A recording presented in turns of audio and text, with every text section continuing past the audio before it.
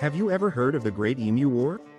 In Australia, in 1932, emus became a surprising problem. Farmers struggled to protect their crops from these large birds.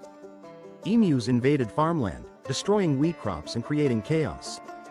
The government decided to intervene with military action. Soldiers were sent to eliminate the birds. But the emus proved surprisingly clever.